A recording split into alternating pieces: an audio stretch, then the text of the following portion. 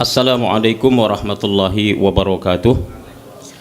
Bapak Wali Kota yang saya hormati, Bapak Rektor yang saya hormati, Bapak Ibu para alim ulama, al-asatiz wal asatizah yang dirahmati dan muliakan Allah. Adapun pemaparan dari saya secara singkat, saya langsung saja. Yang pertama, Bapak Ibu izinkan saya memperkenalkan, ini adalah metode penetapan awal bulan yang digunakan oleh Muhammadiyah yang dikenal dengan hisab hakiki wujudul hilal, yang mana metode dan kriteria ini dengan 3 parameter atau 3 ketentuan. Yang pertama, ijtima atau konjungsi terjadi sebelum ghurub atau sebelum terbenam matahari. Tadi Ibu Nopi menginformasikan bahwa ijtima untuk awal Ramadan kita kali ini terjadi jam 00.23, artinya sudah memenuhi kriteria yang pertama dari hisab hakiki wujudul hilal. Lalu yang kedua adalah bulan terbenam setelah lebih dulu terbenam matahari. Ini parameter yang kedua. Lalu yang ketiga, pada saat terbenam matahari nanti, saat maghrib nanti, hilal sudah wujud atau masih berada di atas ufuk. Jika 3 parameter ini terpenuhi, maka menurut Muhammadiyah sudah masuk tanggal 1, apakah Ramadan, Syawal, Zulhijjah, dan seterusnya. Argumen, alasan ilmiah, dalil syar'i dari metode ini terangkum dan tertera dalam buku yang berjudul Pedoman Hisab yang diterbitkan oleh Majelis Tarjih Pimpinan Pusat. Lanjut. Ini ilustrasi dan visualisasinya Bapak Ibu. Konjungsi itu adalah ketika segarisnya bumi, bulan, dan matahari. Lalu wujudul hilal itu maknanya adalah bulan terbenam lebih dulu yang warna kuning, lalu menyusul matahari terbenam lebih dulu baru menyusul bulan. Kalau sebaliknya, maka menurut Muhammadiyah awal bulan atau tanggal 1 belum tiba. Lanjut. Nah, ini Bapak Ibu adalah data hisab yang dihitung oleh tim OIB UMSU. Ini adalah data-data kita untuk awal Ramadan. Ketinggian hilalnya langsung saja seperti disampaikan Ibu Nopi tadi adalah 8 derajat, sedangkan sudut elongasinya 9 derajat. Artinya dengan data ini secara otomatis memenuhi kriteria sebagaimana digunakan oleh Muhammadiyah. Matahari terbenam jam 18.36, sedangkan hilal terbenam 19.14, berarti kriteria yang kedua tadi sudah terpenuhi. Dan saat matahari terbenam, hilal sudah wujud, yaitu posisi hilalnya itu 8 derajat 27 menit. Itu artinya sore hari nanti setelah matahari terbenam, setelah azan, maka menurut Muhammadiyah yang juga diprediksi menurut pemerintah dan ormas lainnya, tanggal 1 Ramadan telah tiba, artinya malam hari nanti kita sudah sholat tarawih. Adapun untuk data Syawal Bapak Ibu, ini yang cukup unik dan menarik. Data ketinggian hilalnya adalah 1 derajat 42 menit, sedangkan sudut elongasinya 2 derajat. Kalau bagi Muhammadiyah ini juga secara otomatis sudah memenuhi kriteria yang 3 parameter tadi. Itu artinya nanti 1 Syawal menurut Muhammadiyah adalah tanggal 21 April. Bagaimana dengan pemerintah atau Kementerian Agama? Lanjut. Nah, ini Kementerian Agama atau pemerintah menggunakan metode yang dikenal dengan Hisab Imkan Ru'yat Mabims 364, yaitu ketinggian hilalnya minimal 3 derajat, sudut elongasi jarak bulan dan matahari saat terbenam minimal 6,4. Untuk data Ramadan sudah terpenuhi, sama artinya. Adapun untuk Syawal bisa kita lihat tidak memenuhi kriteria atau tidak memenuhi 364. Ketinggian hilal baru 1 derajat sekian, minimal 3, tidak terpenuhi. Sudut elongasi minimal 6,4 tetapi baru 2, sekian, sehingga juga tidak memenuhi. Itu artinya bisa diprediksi secara hisab, secara kalkulasi, pemerintah atau Kementerian Agama akan mengistikmalkan bilangan Ramadan menjadi 30 hari, alias 1 Syawalnya itu akan jatuh tanggal 22 April, yang artinya berbeda dengan Muhammadiyah. Artinya bedanya tipis saja Bapak Ibu sekalian. Oke, lanjut. Nah, ini alasan penggunaan hisab bagi Muhammadiyah Bapak Ibu, sekedar memperkenalkan. Pertama, karena gerak dan bulan dan matahari itu bersifat eksak, terbit, terbenam, berapa ketinggian, berapa sudutnya, itu bisa diperhitungkan setiap hari, setiap jam, setiap tahun, sehingga kalau hanya sekedar hendak memprediksi berapa ketinggian hilal di atas ufuk, sudah terjadi ijtima atau belum dan seterusnya, hisab sudah bisa memprediksi secara presisi. Yang kedua, ru'yah itu bisa bermakna dua, bisa melihat dengan mata, bisa dengan ilmu. Bahkan ayat-ayat di dalam Al-Quran lebih dominan bermakna, kata ro'a atau ru'yah dalam Al-Quran itu lebih dominan bermakna melihat dengan ilmu, dengan pengetahuan ketimbang melihat dengan kasat mata. Betapapun kedua-duanya itu diakomodir dalam fikih begitu. Yang ketiga, sifat ummi, tidak mampu menulis, baca dan menghitung. Untuk konteks kita hari ini itu nyaris tidak ada lagi. Ini menjadi indikasi bahwa hisab, teknologi, pengetahuan itu sah dan boleh digunakan, dan itulah pilihan Muhammadiyah hari ini. Lalu berikutnya, ru'yat itu bagi Muhammadiyah atau orang yang berpaham hisab adalah sarana, bukan tata cara mutlak. Ru'yah itu adalah sesuatu yang bisa dirasionalkan, ta'akuli, bukan ta'abudi. Ru'yat itu bukan ibadah, tetapi hanya sarana. Oleh karena sarana, silahkan pakai sarana cara yang efektif, yang mudah, yang murah. Itulah hisab yang digunakan oleh Muhammadiyah. Lanjut. Nah, solusinya Bapak Ibu, seperti yang sudah sering saya sampaikan, adalah kalender Islam global. Sebelum kita lahir, sebelum Indonesia merdeka, perbedaan itu sudah ada. Bahkan dalam catatan sejarah tahun abad ke-17, 18 Masehi, perbedaan di Nusantara itu dalam menetapkan awal Ramadan dan Syawal sudah ada. Jadi perbedaan itu sudah terbiasa, sudah sering dan lazim terjadi. Oleh karena itulah dalam hal ini sejumlah umat Islam, dalam hal ini Muhammadiyah diantaranya, berijtihad. Solusi untuk menyatukan penanggalan Islam itu adalah kalender Islam global. Apa tujuannya atau apa alasannya? Yang pertama, dengan menyatukan global secara otomatis kita menyatukan lokal. Kita sudah begitu capek, sudah begitu letih menyatukan lokal tak siap-siap, maka dalam hal ini lebih baik kita mengupayakan global, mengupayakan internasional, secara otomatis menyelesaikan persoalan lokal. Lalu kita tidak berpotensi mengulang proses. Andai saja kita sudah bersama di Indonesia, kalau kita mau beranjak ke global, boleh jadi konsep metode yang kita gunakan itu akan dirubah lagi. Secara psikologis umat Islam di Indonesia itu malas atau tidak tertarik merubah sesuatu yang sudah mapan dan matang begitu. Yang ketiga, kita berpotensi menyelesaikan persoalan keumatan. Salah satunya adalah ini sebagai hutang peradaban. Islam sudah 14 abad, tetapi kita belum punya kalender yang bersifat internasional. Umat Kristen sudah ada. Umat Kristen tidak pernah berbeda dalam penetapan hari ibadahnya. Kenapa Islam tidak? Bukankah Islam menghargai ilmu pengetahuan? Bukankah Islam begitu menekankan arti penting pengorganisasian waktu, seperti dalam Al-Quran surat Al-Asr ayat 1 sampai 3 dan seterusnya. Jadi kita harus berpikir dan menyelesaikan persoalan ini. Lalu berikutnya adalah dengan menyatukan global atau internasional, kita tidak dikhawatirkan dengan perbedaan Arafah. Andai saja kita di Indonesia sudah bersama, di Asia Tenggara sudah bersama, kita masih punya potensi berbeda dengan Arab Saudi, yaitu terkait dengan Arafah. Jadi lagi-lagi dengan menyelesaikan global, bersatu secara global dengan prinsip satu hari satu tanggal seluruh dunia, maka semua persoalan sistem waktu dalam Islam, ibadah dan sivil akan terselesaikan. Dan yang terakhir Bapak Ibu adalah dengan mengupayakan kalender yang bersifat global, maka kita berperan aktif ikut melaksanakan ketertiban dunia yang notabene-nya ini adalah amanat dari Undang-Undang Dasar tahun 1445.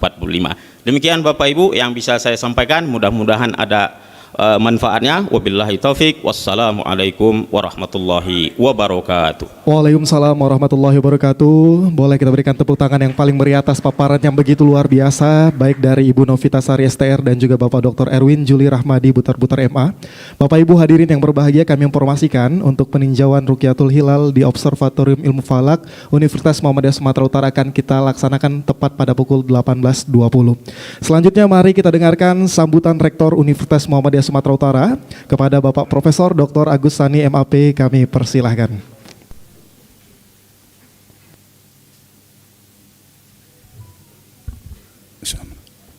Assalamualaikum warahmatullahi wabarakatuh.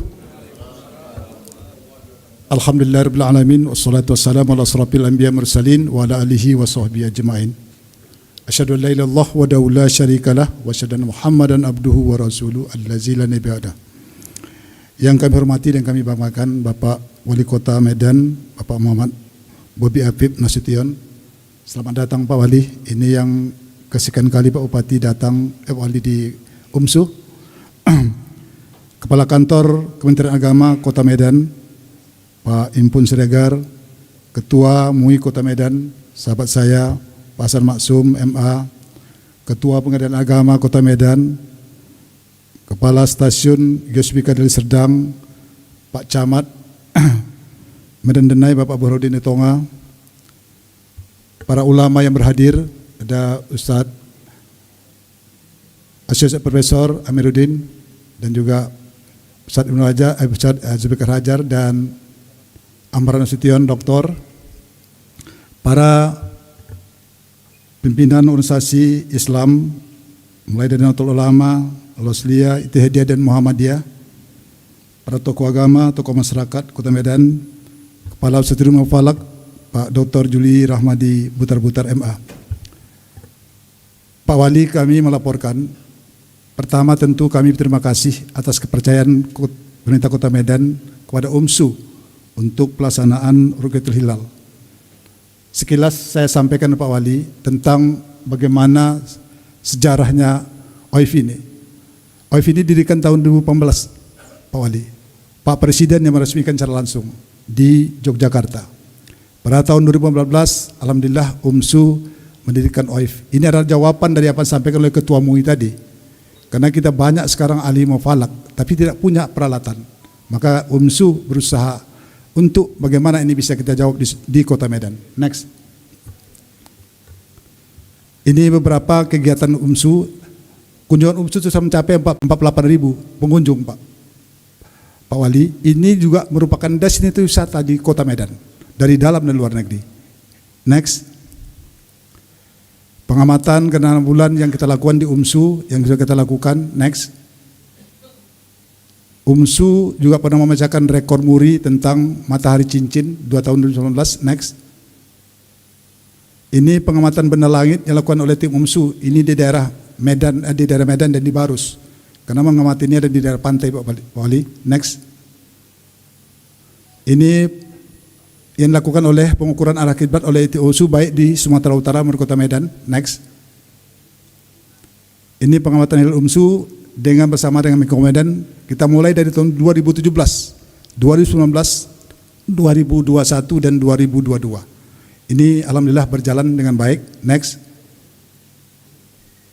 Nah, tadi apa yang disampaikan oleh Ketua MUI Sumatera Utara terkait dengan kelangkaan para ilmuwan tentang ilmu falak ini sangat luar biasa. Bukan saja di Indonesia, bukan saja di Kota Medan, tapi di Indonesia. Maka untuk itu alhamdulillah Pak Wali, kita sudah mendapatkan izin pendirian program studi ilmu falak. Tahun ini kita mulai menerima mahasiswa baru. Maka untuk itu Pak Ketua MUI, kita tantang bagaimana mahasiswa-mahasiswa dari manapun berada untuk belajar di sini. Sehingga tadi cerita tentang bagaimana kader-kader kita yang sudah senior. Kami saja memiliki juga di Butar-Butar, ini juga kan perlu juga ada kader baru ini. Maka ini insya Allah kami tadi mengharapkan dukungan Pak Wali agar kader-kader kita baik di Al-Wasliyah, di Nahdlatul Ulama dan juga di Ittihadiyah dan lain-lain untuk bisa kuliah di sini. Alhamdulillah sudah banyak mendaftar. Untuk tahun ini sudah ada lebih kurang 60 mahasiswa baru untuk di program falak. Jadi inilah bagian yang kami cita-citakan Pak Wali. Mudah-mudahan ini nanti akan merupakan kekuatan bagi ilmu falak di Sumatera Utara. Kami berpikir minimal nanti ada setiap kecamatan ada ahli ilmu falak, setiap kecamatan. Itu usaha kita. Tentu kerja kita bersama. Maka Pak Wali yang kami hormati, ini sekitar laporan kami. Kami hanya singkat tentu Pak Wali nanti. Selanjutnya Pak Wali, pengembangan UMSU OIF ini akan berkembang terus. Kami sekarang sudah membeli tanah di daerah Barus di pinggiran laut. Insya Allah pada tahun ini kita memulai peletakan batu pertama. Dan ini nanti akan merupakan cabang daripada OIF Sumatera Utara. Karena tadi dibilangkan untuk memotret bola langit di Medan ini sudah cukup susah, maka satu-satu tempat yang ideal adalah di Barus. Doa kita semua mudah-mudahan tahun ini kita memulai untuk membangun cabang OIF di Barus di Tapanuli Tengah. Terima kasih. Assalamualaikum warahmatullahi wabarakatuh. Baik, terima kasih kami aturkan kepada Bapak Rektor Universitas Muhammadiyah Sumatera Utara atas sambutan yang telah disampaikan. Bapak Ibu hadirin yang berbahagia, selanjutnya mari kita dengarkan bimbingan dan arahan oleh Wali Kota Medan. Kami undang dengan hormat Bapak Muhammad Bobi Afif Nasution SEMM. Kepadanya dipersilakan.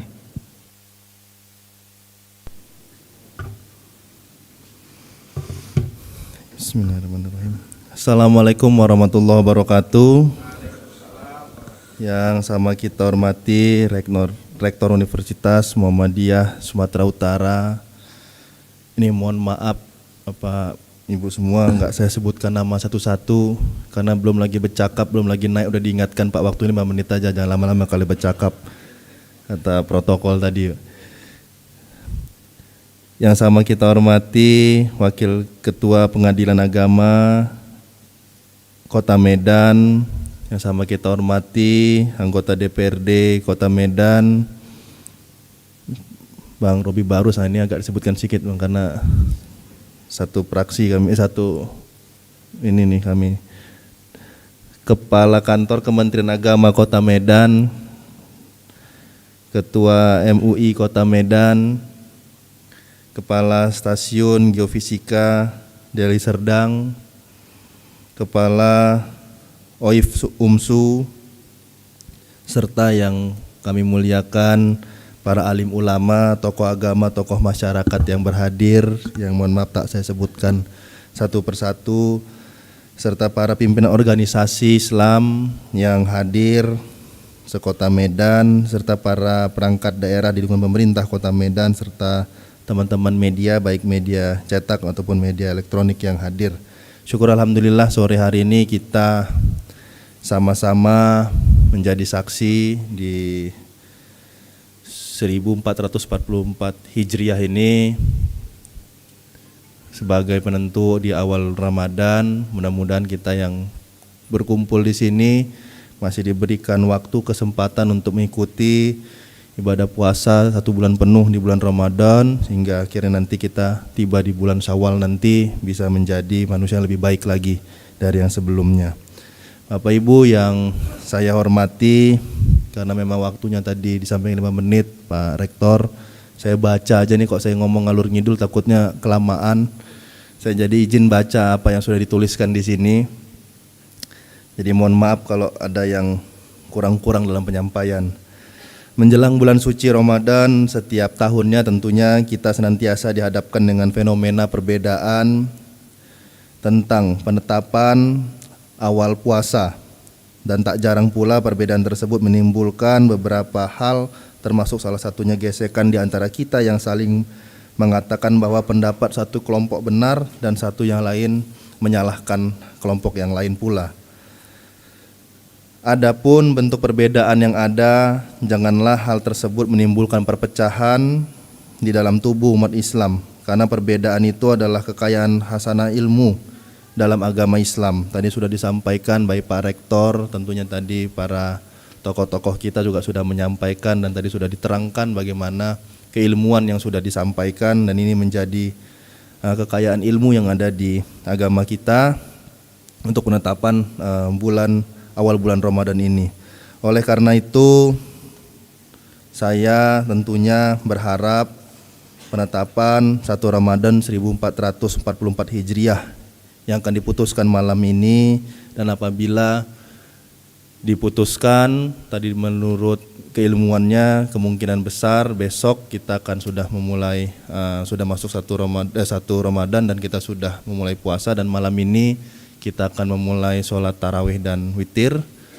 Dan malam hari ini sholat tarawih dan witir kita tentunya agak sedikit lebih berbeda, karena bersamaan juga hari ini sebagai hari besar Nyepi, dan ini juga suatu keanekaragaman kita, suatu hal yang bisa sama-sama kita syukuri, dan salah satu mudah-mudahan tanda kalau kita harus saling menghargai. Oleh karena itu saya berharap kita semua bisa saling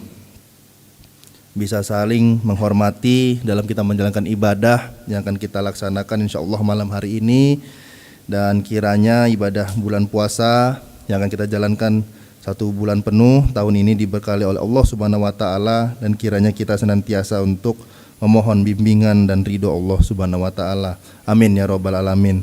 Mungkin sekian yang bisa saya sampaikan. Saya akhiri, bila taufik wal hidayah. Wassalamualaikum warahmatullahi wabarakatuh.